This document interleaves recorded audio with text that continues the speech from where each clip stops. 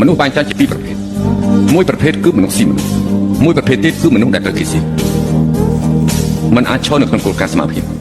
បើអ្នកជាប្រពែត្រូវថែខ្លួនឲ្យធាត់បើគេខំយើងមួយម៉ាត់មិនងាប់គ្រាន់តែចុកចាប់ផ្ទុយទៅវិញធ្វើជាចចកត្រូវតែសម្ដៀងជាគុំឲ្យមុតខំជាមួយនឹងមនុស្សនេះហើយគឺជារបៀបរស់នៅ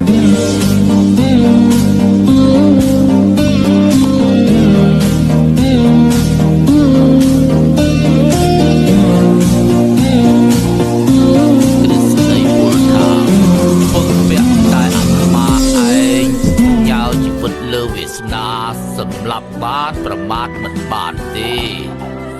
ពួកយើងមិននឹងអាចបោះបង់គុណធម៌ខ្លួនឯងហើយរស់ដោយកំសាកកើតទៅតែចុងក្រោយគឺស្លាប់វាយ៉ាងម៉េចបើរស់ក្នុងការប្រមាថដដែល